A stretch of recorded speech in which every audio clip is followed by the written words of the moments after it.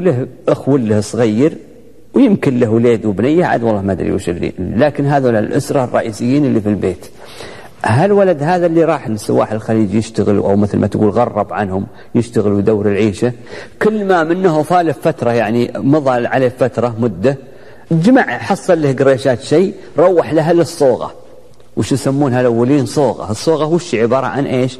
يعني لفافة مثلا منديل انسدم مثلا يلف فيه الشيء، ولا لفافة مثل سيسة يروح فيها لها للصوغة، يروحها لمن؟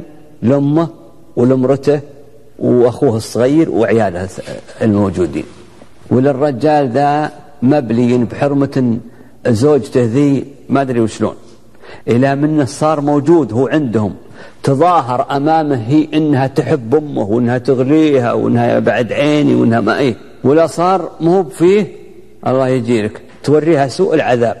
العجوز هذه توريها المرأة إذا صار رجلها مو بحاضر ما ترى لها قيمة وتحقرها وتدزمها، وهذيك بنت حلال أجودي ما تحرس الساكن ورعي الطاعة. الحاصل يوم جاء مرة من المرات وله مرسل هكا الصوغة أنت يا الولد مرسلها لها له، ولا صحيح مسكين يكتب الصوغة ويرسل الصوغة ما يرسل الصوغة يكتب عليها إلى زوجتي العزيزة فلانة بنت فلان. هنا الكلام. وتجي الصوغة المهم يوم جاء المرة ولا مروح هناك الصوغة ولا مكتوب عليها إلى زوجتي العزيزة فلانة بنت فلان، ويجيبها رجال ويطق عليهم السلام عليكم هذا بيت فلان، قال هذه صوغة مروح حالكم وابوكم جايبها هو من الغربة من السفر أعطاهم إياه. قوموا يا المرة ثم مرة تنسذها تصير، قوموا يا المرة وتفل الصوغة قدام أمه هذه سنعين تشوف أنا بنت حلال ذيات تبيض وجهها من الطاعة يقول سذا، يديها فيها حنة نازع صابغ في يديها ومعها مسوات ومتسبعة الهجلال ورعي الطاعة. جت الصوغة وقوموا يا البنت ذي اللي هي الزوجة وفكي زوجة متبطر انت من العافية، فكي الصوغة. يوم فكت الصوغة وطالعها ولا هو شو مروح الصوغة؟ مروح اللمة سيسة حنة مثل ما تقول وغريشة طيب وجلال صلاة وديرم، ومروح مثل ما تقول يعني تسوة الللم تناسب مع أمه، ومروح لها صوغة يعني بها وحاطن في الجهة الثانية من الصوغة المرته خماخم وزمام ومعاضد باقة من ذيك الأولات والبان من يوم فكت ولا ما أول ما أفاض عليها في السيسة يوم فكت الصوغة أول ما أفاض على المرأة البان، تأخذ ذيك البان اللي تعلتها وتمطع بالعلس قدام أمه تبي تحرها توريها سوء العذاب. والباقي الغريضات اللي عاد بالنسبة للعيال يعني مع الزمام ومع الخماخم ومع ذا بعد قاروا الطيب ومعها حلا وما حلا وشيء صوغة، وبالإضافة إلى هذا كله فلوس دراهم مرسل لهم مصروف لهم. يوم درت الأم واليوم دلت الحرمة تفكك وتقيس عاد ما أخذت لها واحد من الثياب اللي هي مروح لها طالع عليها وطالع لا بالله يعرف مقاسي بيض الله وجهني بالله يعرف مقاسي تحرها. قالت لها الأم استحي على وجه تستحي أنا السبيره وأنا الأم أعطيني الدراهم أنا اللي يصرف على البيت وأعطيني إذا أنا اللي أجسم. قالت لا يا حبيبتي أنت حرمته شوفوا وشو كاتبين على الصوغة لا زوجتي عزيز أنت زوجته اقعد هناك لأن أعطيت أنا تحرها مسكت تقعد تفرق. فوش سوت الأم؟ راحت لبن جعيث إبراهيم قالت أبيك تكتب على لساني قصيدة في هالولد اللي مسوي سذا كود إنه ينتبه ويصير رجال وعقل، أبيك تكتب على لساني قصيدة. قام وكتب القصيدة هذه أنت إبراهيم بن جعيث وارسلتها له، وله يقول فيها هي تقول فيها خطه اللي جاء منه تعتبره مثل قميص يوسف لها، هي تعد وتمد متى يجي ولدها وتطلب له ان الله يرجع عليها، ولكن حرت هذا الحرمة. تقول عاد تقول لفاني كتابك يا سراج نظير والدمع من عيني عليه نثير، لفاني وحطيته على القلب فرحة وبشرت من اللي صاحبه عشير، سنه قميص اليوسف يوم جابه لابوه من بعد الفراق بشير، من يوم وصل بهالبشير وشمه فتح وهو من قبل كان ضرير، اخيار ما به وشو سلمة سرني بها، يقول حق الوالدين سبير عساك تذكر حقهم يا وليدي ويا جعل خيرك ما يزال سثير، حملتك 9 أشهر في شواتلي والبطن مني ماقع وجفير، حملت بك كرهن وضعتك ووسعت لك حضني وصار سرير، ورضاعتك حولين من در مهجتي، أرعاك بعيوني عن الخطير. أبيك وشوله تقول أبيك العازات الليالي ذخيرة، ما بيك تشفع لي بيوم تبير، حتى بلغت الرشد وابصرت نفسك، وقدري غدا عند الرجال حزير.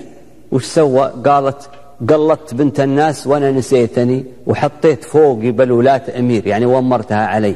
اخفى الله ما قبلك حد بعد امه، وقلط بنت الناس كيف يصير. خفى الله فمك لا تجيك العقوبة، ولا تامن الدنيا مداه قصير.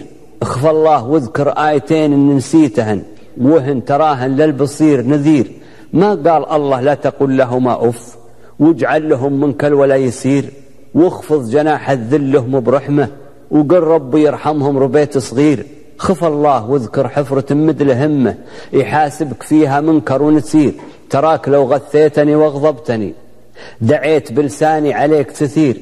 ما هو ببغض لك فلا شك شرها، شلون حق الأم وشون حنانها. ما هو ببغض لك فلا شك شرها، عليك والوالد عناه تبير. تراك لو حجيت بفوق راسك 80 حجة ما بلغت عشير. ولا تجازيني عن الطلق ساعة، إلى قام قلبي من حشاي يطير. وصدري يفرض بس 30 سنة، يهذب بسيف البات عالشطير. ولا عاد في بطني ولا عاد في ظهري، ولا ظنتي أرجي يعود صغير. إلا أنت وأخولك بزير صغير، ما فيه لأمور الرجال بصير. مير أنني أرجيه يحظى بكبرتي، وذوق نفعه قبل أزور حفير. وارجى الذي شلون حق قلب الأم رجع، وارجى الذي وداك يرجعك سالم. علي فإن الله عليه قدير، ويرزق رزق واسع ما حسبته. وترد يا ابني والعدو حزير. وصلوا على سيد البرايا محمد، ما لاح برق وما حفر من بير. هذه هي القصيدة اللي قالها إبراهيم بن جعيث رحمة الله عليه على لسان هلم في هالولد هذا. والحقيقة هلم شانها سبير، الأم هو بسيط شان الأم. يعني تعرفون يقول الجنة تحت أقدام الأمهات. فيجب دائما على يعني الرجال أنه يعني يداري حق أمه ويتفقدها، يتقصصها من بعيد، ويشوفوا شلون حتى من بعيد يعني يتقصص وضع المرأة مع أمه حتى من بعيد. يعني لو ما دروا كلهم الثنتين بدك أنه يراقب يشوف وشلون معاملته، معاملة المرأة إلى راح عنها ولا يصد منها، ولا يشوف شلون معاملتها مع أمه. هل هي زينة؟ هل هي بزينها؟ هي تحترمها؟ تعال يا خالتي منا، روح أنا وياك منا، تزرب لها سنة كبيرة في السن، تزرب لها ما لها إلا أجر.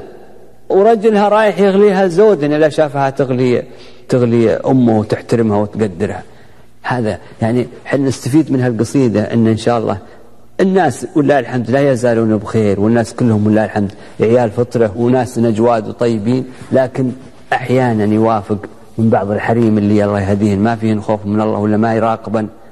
فالحقيقة هذه يعني من القصص اللي يحرص الإنسان على شوفها وعلى أنها تصير مثل الدرس، لا خاصة للزوجة أو للولد أو اللي يغاب عن أهله من بعيد.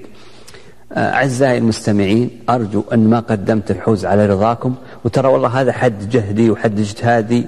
ودي والله أسمعكم كل شيء، ودي أنوع الحلقات، لكن هذا عاد اللي أنا قدرت أسمعكم. وإلى لقاء آخر إن شاء الله في حلقة أخرى إن شاء الله.